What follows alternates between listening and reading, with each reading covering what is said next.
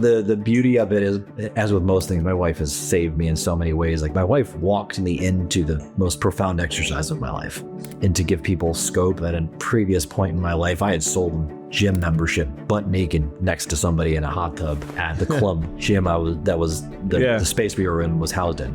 Here I was in the comfort of my own home with all the things that I said I ever wanted. And I looked at myself and I don't know what came upon me. I was like, why do I love myself? And the answer did not only come back like, I don't know, but I was like, I hate myself. And it took me looking over at my wife and for a moment stepping outside of myself and looking through the lens of her eyes when I'm like, well, why? She's with me. She's been with me through all the stuff, through the physical, all the stuff. Why does she love me? And realizing that she was with me for something else, because she'd been with me when I was dead broke, leaving a different business partnership and all this other stuff. I had inherent value for something else. Wow, I needed to go on that journey.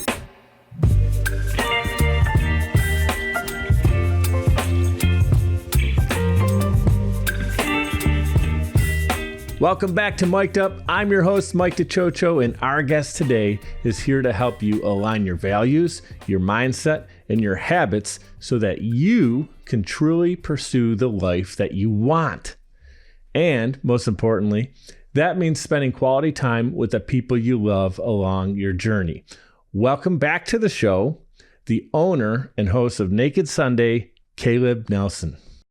Thank you for having me here, and thank you for allowing me to bring my little sidekick right here, my little podcast co-host, on the journey along with me.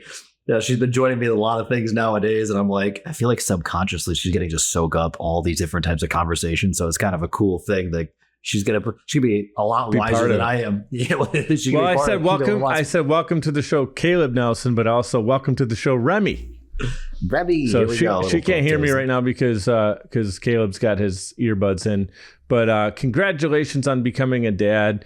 Our first conversation, I don't remember if we talked about it on the actual interview, but obviously you and I have talked since then, and you've been super excited about becoming a dad. I knew you were going to be a great dad. I just felt it in your energy that you were ready and excited, but you never are quite ready like to go through it for the first time, as I have the experience with a beautiful daughter myself, Isabel, as you know. So I'm really excited to talk about fatherhood with you today. And obviously, like the entrepreneur, kind of the solopreneur plus being a dad, right? So you hear mompreneur a lot. I think dadpreneur is a thing too, that we want to, just give yourself, you're doing a lot. And just, I know you're not here for the pat on the back, but I see what you're doing. You're doing a great job as an entrepreneur, as a dad. And I want everybody to know, if they're like, Naked Sunday, what the heck is that? So I'm going to let you share a little bit about that, because some of the folks that are tuning in today, they're hearing your story for the first time. And then some of the people who might remember you from episode 147, they're like picking the story back up. Now, if you're new to Caleb, guys, go to episode 147. He shares a little bit more of the backstory and you can get the whole thing. I got it clickable in the show notes, his website, his social media, anything, resources that you want to share with us. Caleb, let me know and we'll get that in there so everybody can catch up and get a better understanding of what you do. Absolutely. And so, catch us up, dude. How is fatherhood going? Remy's 5 months old. What is going on over there? How you loving it so far? I'm loving it.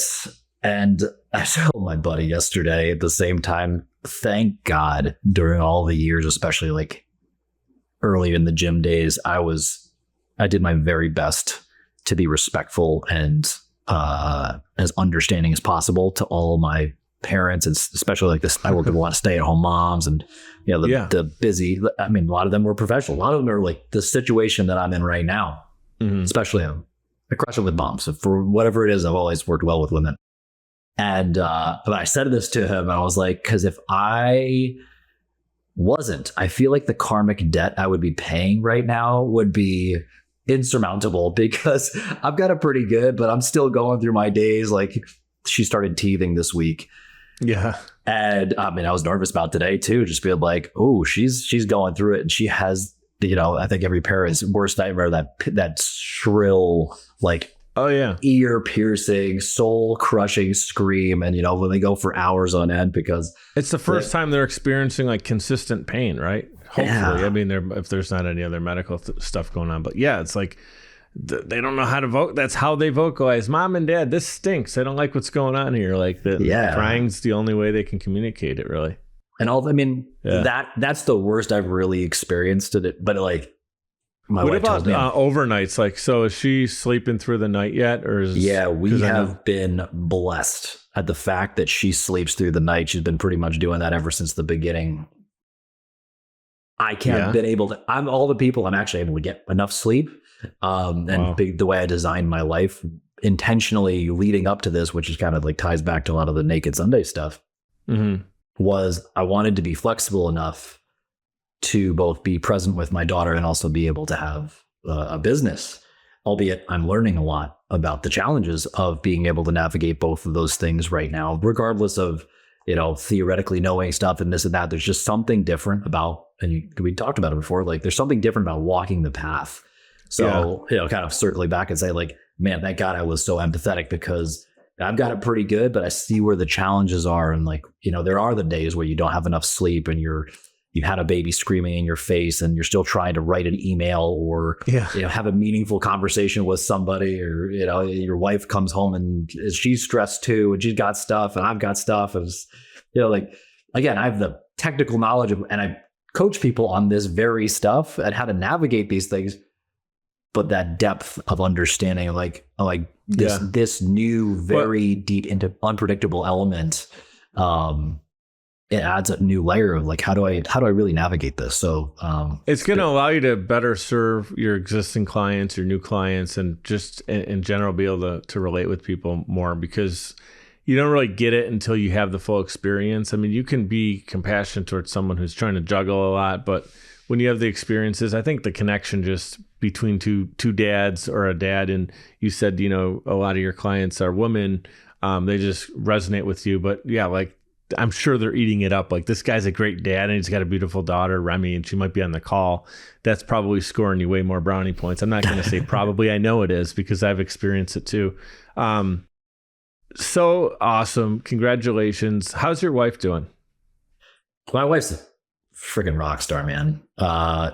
Is she part of the business or no? Okay. Pipe dream.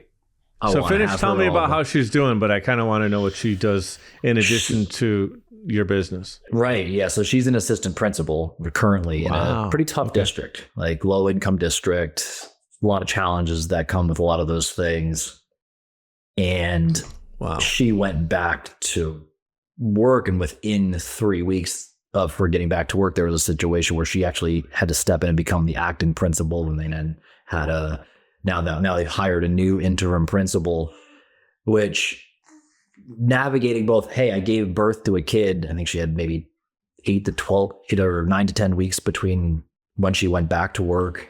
And then, okay, I'm dealing with the body changes, navigating feeding schedules and all the other things that I'm like, I look at her, I'm like, I don't know how you keep up with all this stuff. I'm trying to still keep up with nap time, but she's like navigating. How long obviously she took some maternity time. What did they give her for maternity? I can't even say the word today. Maternity time. The way it lined up, it wasn't a ton. She had to take she went back to work within 10 weeks. So full time. That's crazy, man. It is. And she obviously wanted more time, but did she feel like if she took more time, they would have tried to get her role to someone else or something? Or did she feel the pressure to do that? No, it just was the way it lined up with because it was her first year. This is her second year in that role. There's just a lot of different things that lined up. They didn't want her to get too far behind. Yeah. It was a lot of different factors into what it was, but corporate politics or inner just more just like that was politics. The time she had. Like there's not a ton of time off within all of it. And it wasn't we like were fortunate because it lined up adjusted it for her situation. It's just whether it was her or the next 10 people in that role, that's what it was. Yeah. We were in a situation where she could like take a year off or anything like that, which we talked about that for the second go around.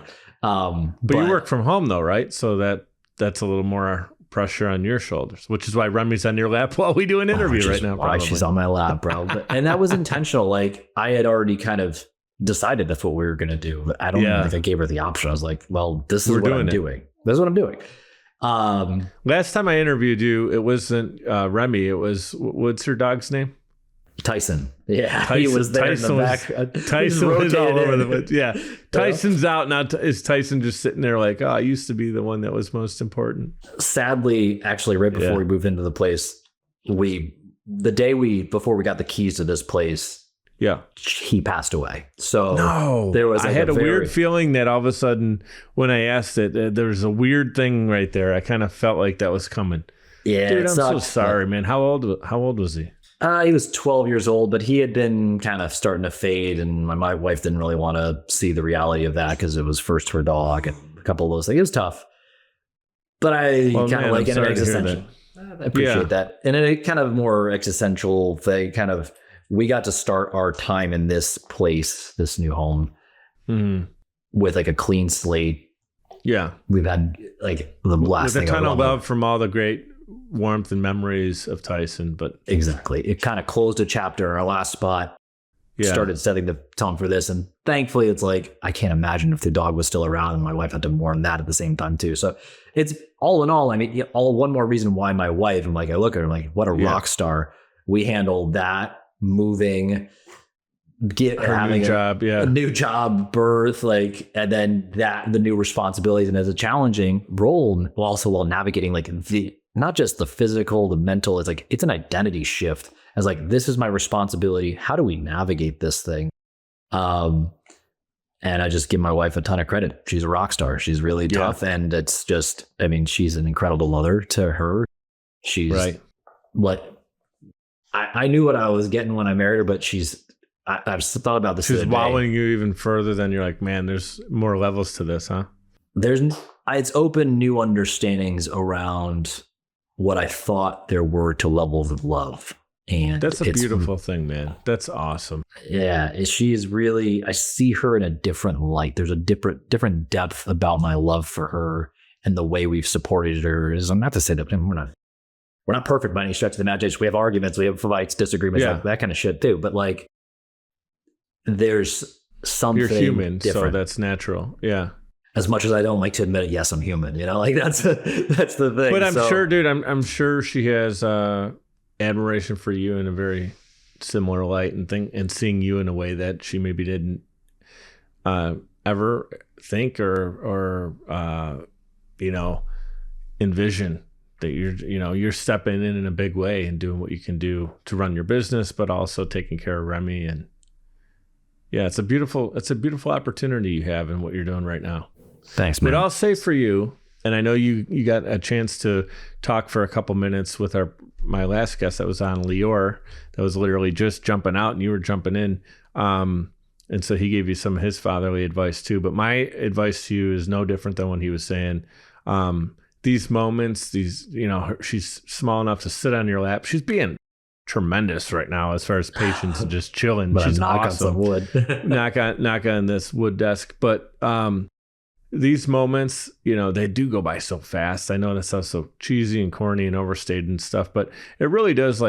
Isabel and I are super close. She's like my sidekick. We're really close. Even though I don't get to see her as much as I would like, but after we do this interview, I'm picking her up from school. It's my birthday today. We're going to spend dinner together and have a blast tonight. But I just think about when she was as little as Remy is right now. And to me, it's just, there's these moments you remember, almost like photographic memory of the time she's sitting on your lap or the time she put her hand on your hand. And there's these different beautiful moments I had, but they just went, it's literally snapshot photos of it, but not this memory of it just goes so fast. So I know that's overstated, but it is very true. So, through every stage of it, thankfully, Isabel never really had a terrible 2 stage. So that was good. And she also is a pretty decent sleeper. I know some kids are colicky and their parents are that bloodshot eyes every day. For the most part, Isabel is pretty good. And sounds like Remy's a good sleeper. She took after her mother. I was not a great sleeper, so thank God. No, we got real lucky. I was terrified of that one. So yeah. When you were a kid, you mean you weren't a good sleeper, like your mom? Yeah, even throughout Yeah, that and like even through adulthood, just racing thoughts and that kind of stuff. It's been something I've had to learn how to manage. Yeah. Which one more thing, like part of the job skill, like I've learned how to manage it for myself. How do I talk with somebody else about those kinds of things? So yeah. For sure. Well, again, you're going through, you got the experience.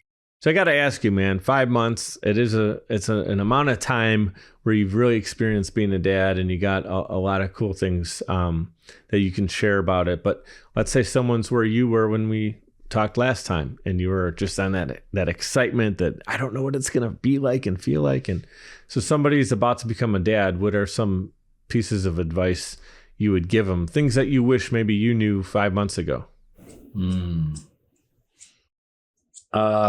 The big thing is, especially if you identify yourself as a high performer or you strap a lot of your worth to your productivity, recalibrate that. Recalibrate what you think you're capable of doing, because you will try to run yourself through a brick wall and do a half-ass job on that. And if you do that, you will also do a half-ass job on being a dad.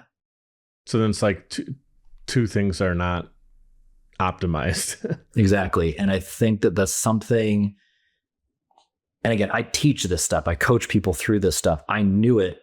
And even then, my kind of, bravado side of me was like, I'll figure it out. I think that it's all going to be this way. My schedule is going to be this. And I would get her on nap time. It's like, nah, like she's got a mind of her own and it's going to be a little bit different. Like you're going to have to become incredibly adaptable to that.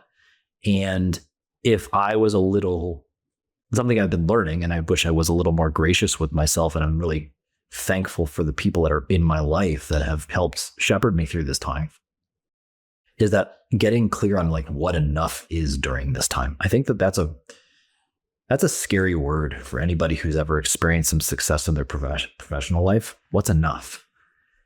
Because there's never enough. There's never enough money. There's never enough accolades. There's never there's always the next thing. To say for right now in this season, and to say this is a massive new element in my life that I'm going to have to learn how to integrate within the entirety of my life, which people don't understand. Like one element challenges the framework of how you do. Yeah, it's a very important element. It's a new family member. It's a person that you're raising. It's a human that you're making sure their diet is right, their health is right. I mean, the responsibility level is at the very top of priorities. Yeah, get really clear on what enough is and what you need to be able to do. And the more you can give yourself space to transition into that, I think that that's really powerful. And the other part, and it was funny enough, I was just writing today, the newsletter that actually went out today about some things that like get some accountability around you, and not in the way that people think accountability of like, just stay on track, man. And like, it's cracking the whip and you got to do your job. Like, no, accountability is get your people around you who really know you and will say, chill out, man. Like, let me keep you clear. And then have some checkpoints. I have a Wednesday night boys night that even through all of this, they come through and they just help clear my head. I talk about some stuff like a support group is massively important. Have your one thing. It's not every week that it's like, 7 hours, something like that. And sometimes it is. Like I have some more flexibility in life just because of the way I've been a business owner for You've created the framework for it to exist though, because if someone wants more time in XYZ and they never really schedule it with yourself, like if you didn't actually have it in your calendar, boys night, Wednesday night, and your wife didn't understand and appreciate it and know why that was important to you, it would never happen. Yeah. And I don't think enough people going into parenthood, let alone a marriage, think about asking the deep questions and setting up these very deep relationships and these very transparent, vulnerable relationships where you allow people the ability to see the real you and call you on the real you. Because often with my stuff, somebody's just got to read it. I don't just like want to just let it all out all at once, as much as like I'm cool with feelings and all that stuff. Like I still have my own stuff. My people can look at me and be like, Gail, give me the real. And that is incredibly comforting to me, knowing I have that type of support system because when I coach people, I'm holding space for the same thing. Like I carry a lot of their burdens in my head, and it's because I'm thinking about it. It's like, give a damn about the people I work with. That's been incredibly empowering to have that. My wife is part of my support system. I checked these boxes. I don't think enough people spend the time defining their core values. I know you kind of mentioned that in the intro, but like your core values, to me, is the framework of how you're going to set up all of your life, because who you're going to associate your time with, why you're going to go in certain places, how you're going to organize your day-to-day, your schedule, all of that is built on that foundation of what matches up. And if you're not clear on that, when the pressure's low, quote unquote, right? Before you add the highly, before it's game time and you have the variable in front of you of a child or a new relationship, a dog, even at that extent of like, you have something else that you have to be responsible. If you're not willing to take care of that during like the preseason, I promise you, it's already going to be challenging, but it's going to be like a sledgehammer upside your head if you're not willing to go deep on that. And I think most people are afraid to do that. They're like, but I'll just figure it out. It's because that's the uncomfortable work. That's the uncomfortable work to do it in preparation of all that. It's not about like, oh, did we just paint the walls in the kids' room or whatever, all that stuff. Like those are things that you do need to do. Don't get me wrong. But if you don't have that internal foundation set, you're in for a wild ride, because it's not going to make it easier on your marriage. It's not going to make it easier on your friendships.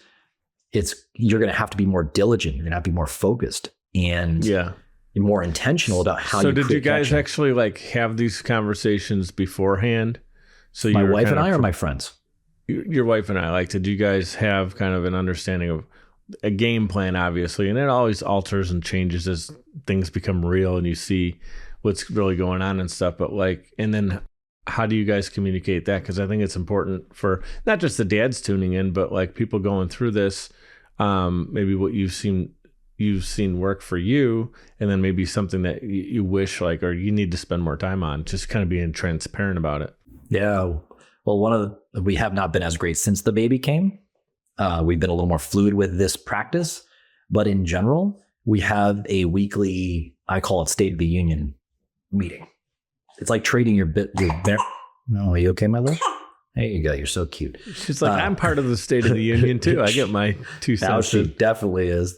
Yeah. But I treat it like a business, because you need to know where the other partner is at. I've been blessed with having several business partnerships in my life, and it taught me a lot of this.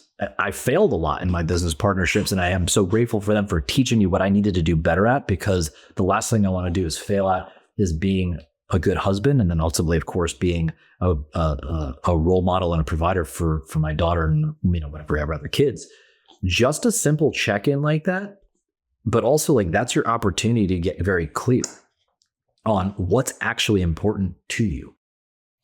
My wife, she rolls her eyes all the time because I like to dive deep, and now she's in a position of leadership right now. She sees all the things that if you're not conscientious about, like the deeper intrinsic work, the internal stuff that is not sexy, it's not stuff that everybody likes to talk about. It's the deep, meaningful, what do you care about in life? It's just trying to play patty cake with me.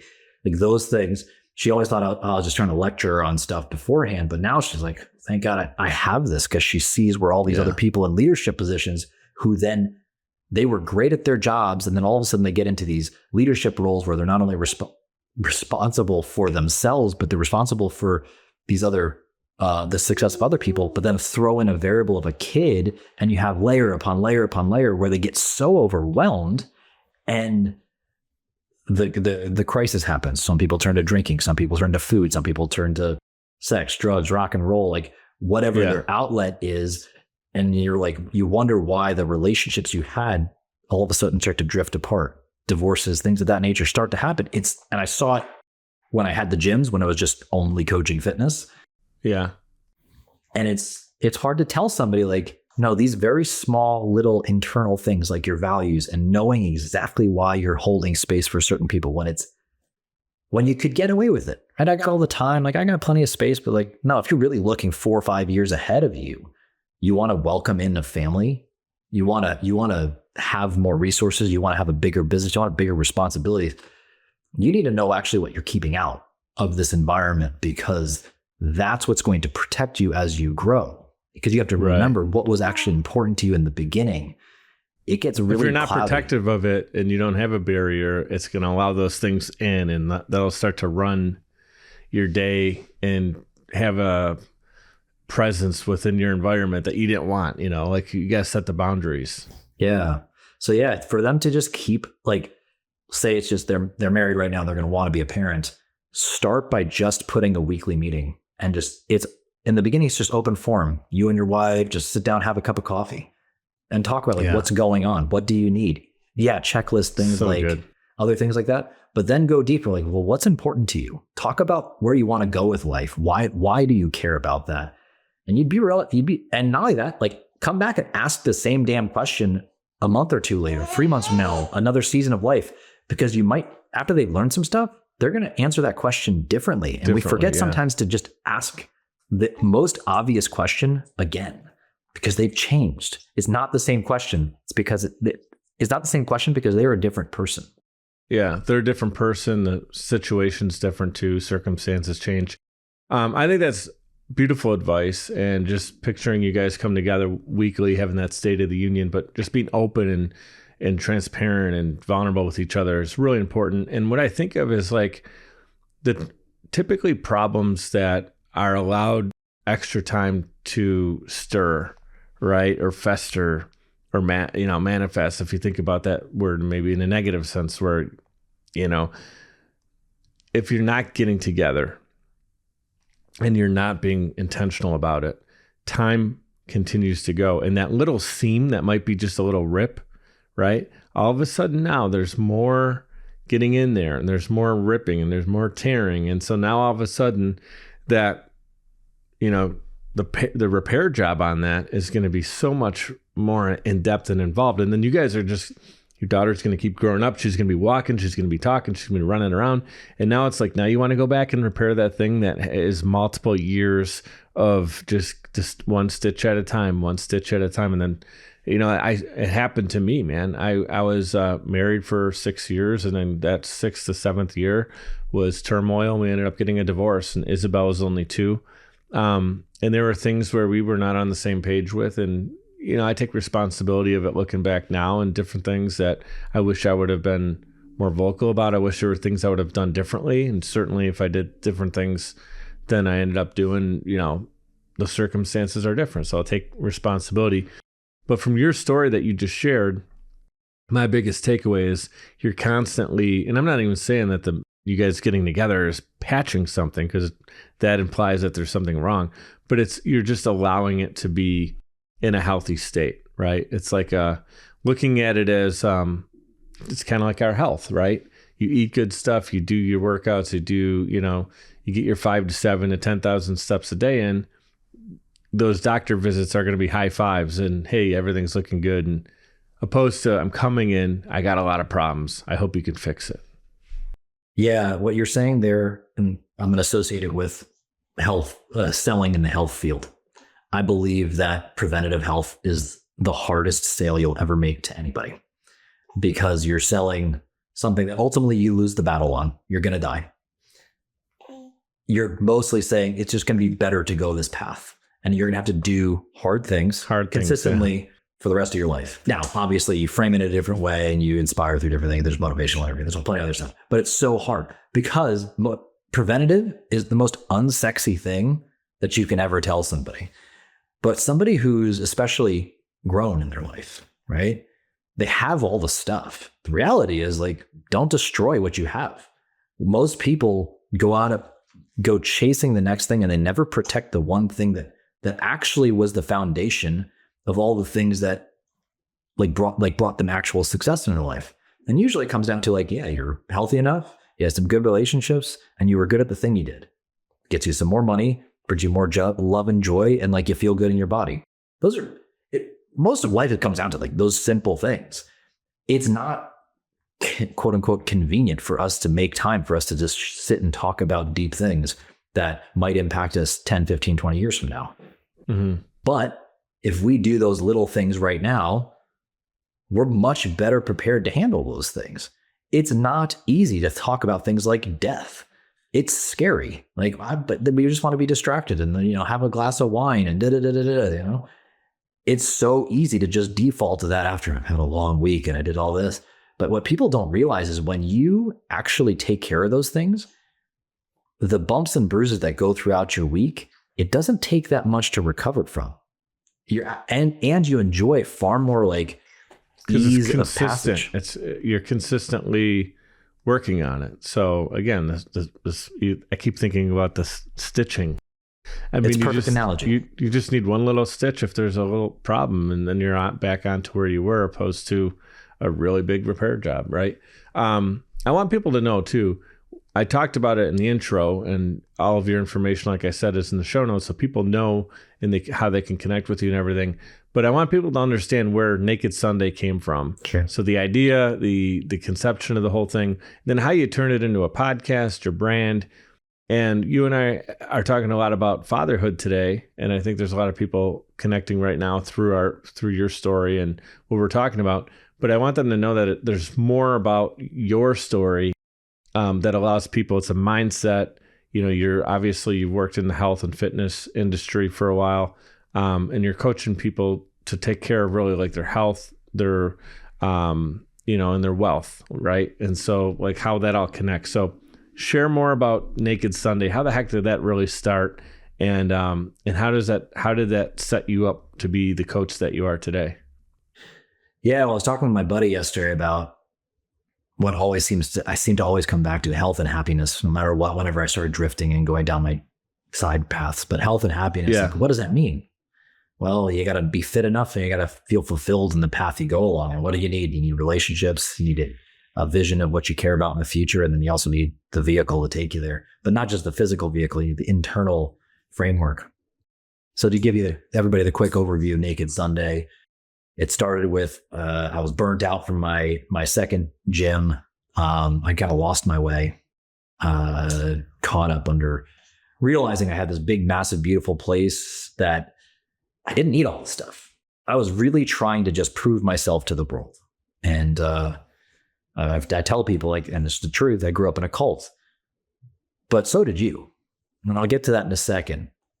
And I realized this, that I had earlier in my life, I had left that one cult, go join a new one. And I think of it as the cult of humanity. We're chasing nowadays, instead of keep up with the Joneses, keep up with the Kardashians. And I need the bigger, the brighter, the shinier, more money, hotter chicks, this, that, and the other thing. Like, right? We're at all the external validation and accolades to say, I'm worth something. I am someone. Anyway, along that path, I had achieved the external success. I had all the stuff, but I still wasn't that happy. And even after I gotten married, I went away on my honeymoon, and the entire time I didn't feel present. I didn't feel connected. I felt lost in my business. I had lost the passion. But on top of that, the physical symptom, the physical surface level thing staring back at me in the mirror was that I was 40 pounds overweight, and not a good look when you own a health and wellness studio with like chiro and massage and all this interdisciplinary stuff. And I'd gone down all the rabbit holes of all the stuff. Yeah. And I came back, and jumping through the story pretty quickly, my wife goes, Christina Aguilera did this thing with her husband called Naked Sunday. And as a newly married man, I was very excited about this idea of spending a naked Sunday with my wife, thinking this was gonna end up in some pretty good side benefits here. Anyway, she ditched on day one. Go ahead. She ditched you on day one? She did. Yeah. Well, I'm blowing it. I'm this, I'm that. I'm like, I'm a man committed to this cause. So I'm going forward. I've done research. It says it works.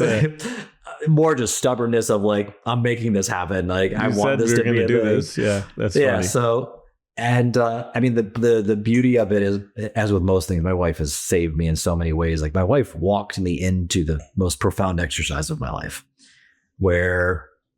and to give people scope, at a previous point in my life, I had sold them gym membership, butt naked, next to somebody in a hot tub at the club gym. The space we were in was housed in. Here I was in the comfort of my own home with all the things that I said I ever wanted. And my skin was crawling. I couldn't sit with myself.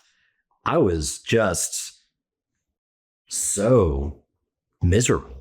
And I looked at myself and I don't know what came upon me. I was like, why do I love myself? And the answer did not only come back like, I don't know, but it was like, I hate myself. And it took me looking over my wife and for a moment stepping outside of myself and looking through the lens of her eyes when I'm like, well, why? She's with me. She's been with me through all the stuff, through the physical, all the stuff. Why does she love me? And realizing that she was with me for something else aside from a title on a business card or a six-pack abs or anything else, because she'd been with me when I was dead broke, leaving a different business partnership and all this other stuff. I had inherent value for something else. Wow, I needed to go on that journey, but that started it. And in that moment, that was like what people think that drinking alcohol is going to do for them. They think it's going to take the edge off.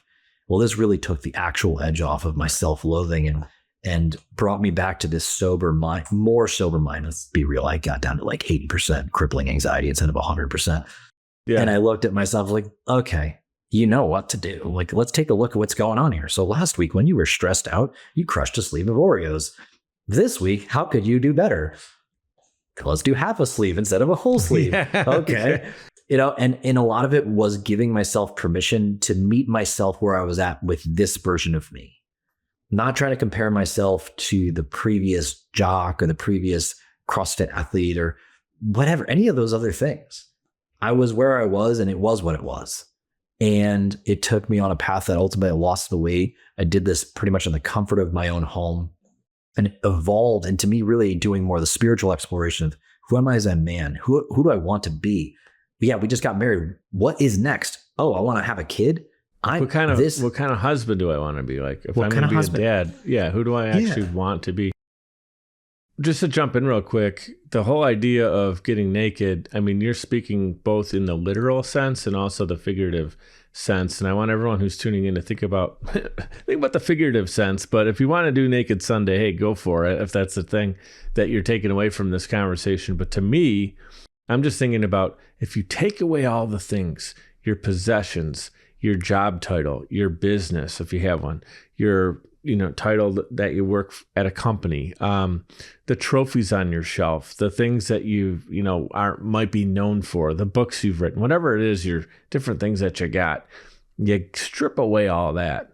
Who you are as a person, are you proud to be that person? And if you're not, you just need to evaluate that, because that's when the real true growth happens, is what I'm hearing in your story. And I'm thinking about myself. There's things I'm not proud of that either I said I was going to do and I let myself down, or I just acted in a way in a moment where I'm like, that's not me, right? I know I'm better than that. Why did I fail myself?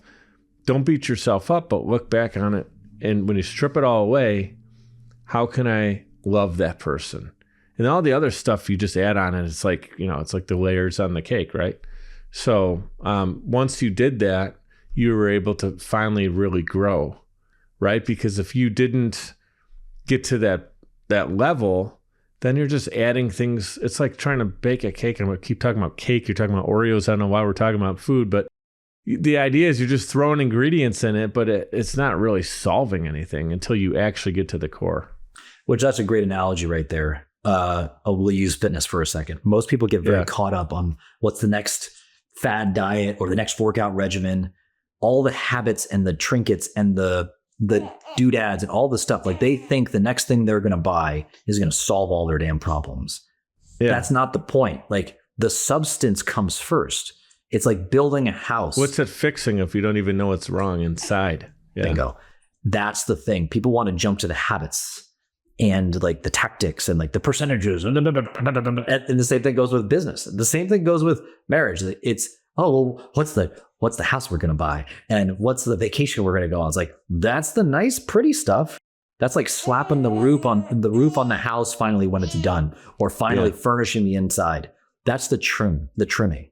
The most expensive but most valuable thing you can invest in is the foundation. And on the real, you could continue to work on the foundation for the rest of your life, and it would not be a bad investment, because it will strengthen everything else. It's why people always say, go back to the basics. Even myself, I get lost. We always get lost. We get some new level of complexity in our life because we become successful from doing certain basics. We get pulled in a different direction. If it's not lost, it's distracted. It's mostly just distracted. We're mostly just distracted. A lot of distractions. Yeah. We're not lost. We're just distracted. Yeah. And because the reality is both. but the truth is, the thing you need to find is right inside of you. And that's not the sexy thing. Like, I'm going to slow down and look at myself in the mirror, literally or figuratively. But that's where it is. And people want to think the answer's outside of them. And that's where people get caught up. Like, let me be very clear. Obviously, my profession is around guiding people through this.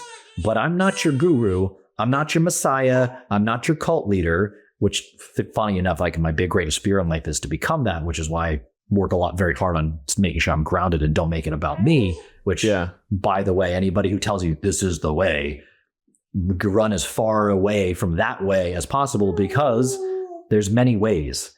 And that there's an infinite amount of ways, because it has to be the way for you. And that requires context, and that requires depth and willingness to go inward and ask yourself the questions. All I really do with people is hold up the mirror and say, with some questions theoretically, and say, like, what do you want? And that's hard because most people have never been asked that. They've been given a bill of goods on what's supposed to be successful in their life, and never were asked again, what do you want? They never really fine-tuned that. They didn't really ask what they wanted in a marriage. They didn't ask what they wanted in a business. What does success mean to you? And people climb these ladders their entire life, mostly running away from the fear of not being enough, not knowing what enough was in the first place. They didn't get clear on that. And the answer was, you get to define that. And that's really hard, because with that comes the responsibility of what you choose. And in a strange way, most people never actually fully accept responsibility, including when this one's always been a really tricky one for me, entrepreneurs who go chasing freedom, but try to fit into the same exact mold that they just left, which is so bizarre.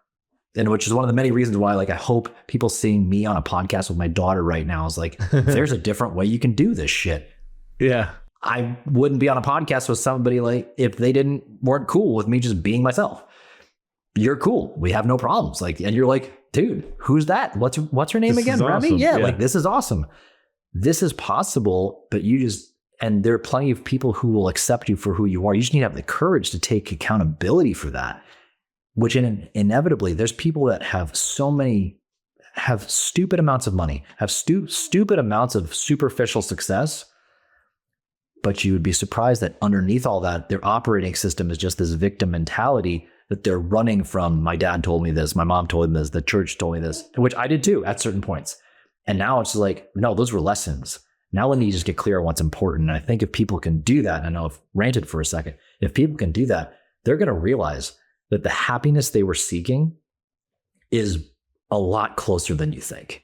In fact, it's probably right within your reach right now of like, wow, if happiness is just, I woke up today, I've already won. This is very different. And somebody who comes back from like a near-death experience, guess how they usually look at life?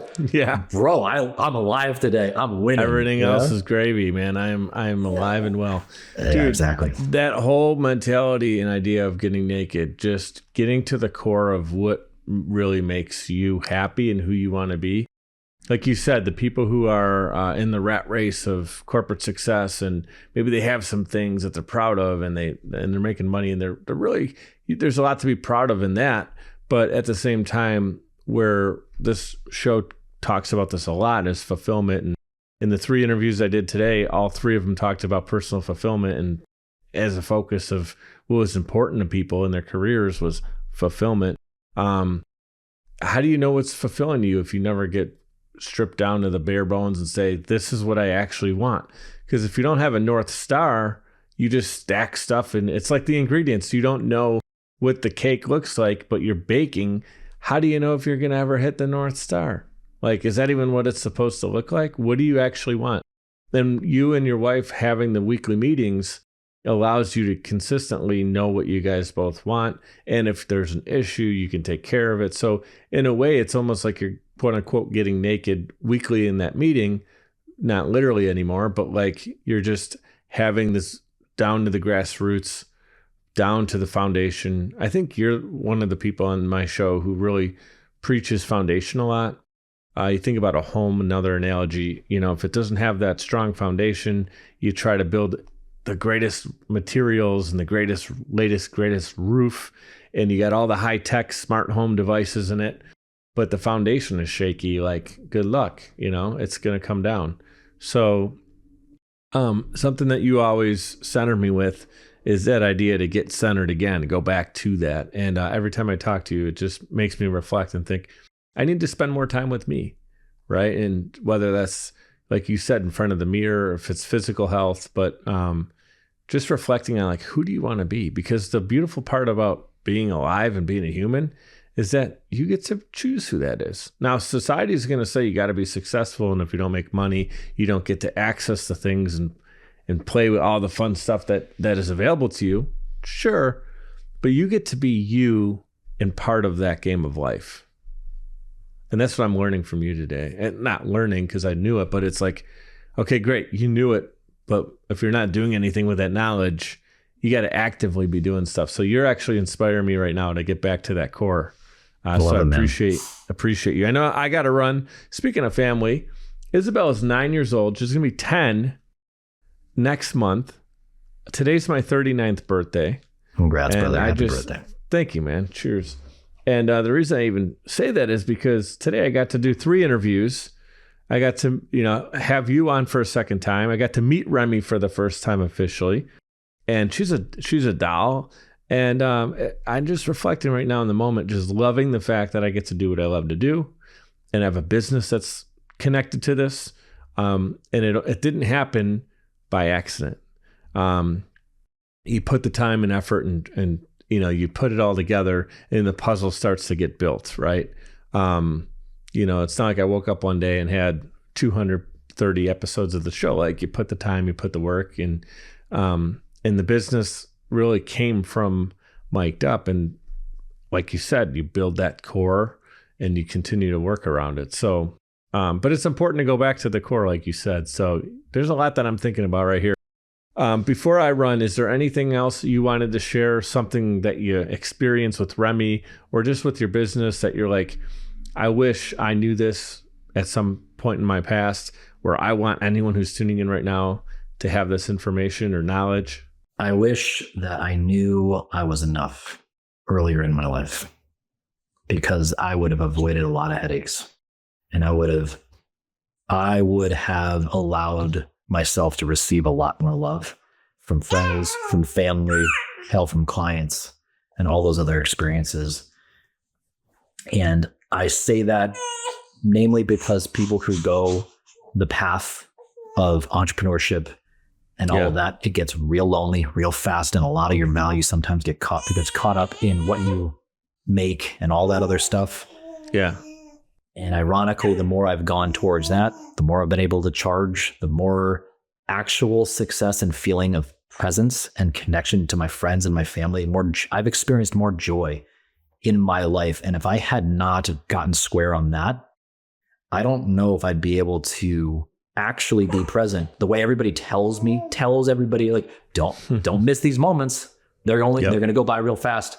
I've literally been able to pause myself and enjoy a little cute smile like that from my daughter, and really like be in that moment at one of my almost 38 years of age. I learned that now. And if I can live, by the grace of God, another 60 years, wow, how many more moments I could have done. The only regret is I wish I would have done it sooner so that I could feel more love. So if somebody's in that crossroads right now, real talk, it's one of those identity crisis. Call it midlife crisis, call it quarter life crisis, whatever it is. That's what comes with that. So the sooner you can come to terms with it, the better for you. And just as importantly, because I know most people are concerned about that too, everybody else will benefit from it as well. Your friends, your family, your business. Right. Because now you can give from a better centered place. Yes. And be part of the ecosystem of your network. Dude, a lot of great stuff right there. I love that this was off the cuff. I had a lot more prepared for us to talk about as far as questions and everything, but today was just more like a natural catch up. Got you right here on the show. Got to meet Remy. But a big takeaway for me, we just talked about it, about getting centered, going to the core. But you also talked about, like, a lot of times people leave the corporate rat race, and then to become an entrepreneur, and then they end up kind of creating their own structures that were the things that they actually were running away from. And I personally have done that in different ways. And if I really sat here and thought about it, I could probably list off a lot of things. I'm like, man, that's like what I hated. And all of a sudden now structurally, I kind of created something. Or there's days when I'm just like, I'm up until 2:00 in the morning doing different things for the business where it's like, I thought this was supposed to give me more time freedom. And so I should be able to say no to this thing or like do it at a better opportune time. And so I'm still learning to better manage my schedule and stuff as a business owner. But at the same time, I hear you. It's like, I wanted more time freedom. And then when you run a business, oh yeah, it sounds great. You can pick and choose when you do things and schedule your meetings, but things need to get done. You're going to have to do them. And sometimes it could be 2:00 in the morning if you don't have the right systems in place. So I'm telling that to the people who are thinking about starting their business to make sure they don't make that same mistake is you start to end up in the same place you were before. And the way that you can make sure that doesn't happen is those meetings you're talking about with your spouse, meetings you might have with yourself, your team. So those stitches don't become this big surgery. And whether it's personal life or business, I think that's super important. Remy's saying, I think this is a good time for us to wrap up. I want more time with my dad. My daughter's waiting for me to go. Well, she didn't get out of school yet. I'm going to go pick her up, and I'm going to be on time because I am always last minute Mike. So I want to make sure I'm on time for her, and she's not freezing because it's actually snowing here in the suburbs of Philly. Did you said real quick, we'll spend 1 minute on this, Max. You saw that I moved to Philly, but you weren't 100%, like you didn't know when it happened or all that. I don't know when it happened. I finally, this has been a goal of mine for multiple years to be closer to my daughter. And the most important thing for me to do is that. So that's why I moved here, brother, to be closer to her. So beautiful. Hey, Remy, cheers. All right. Cheers. I know you got your bottle somewhere. Cheers. And there's a smile. Dude, there we go. That's a smile for you. Happy birthday smile right there. Thank you very much, man. I love you guys. I'm really proud of what you're doing. And thanks, brother. And I really appreciate you sharing your insights and your wisdom. And I'd love to have you on again and again and again. So let's keep in touch. And I always end every episode with this. BGBG, be great and be grateful. And dude, I'm grateful for you being on the show, but more importantly, having you as a great friend. Likewise, brother. Cheers, man. Love you.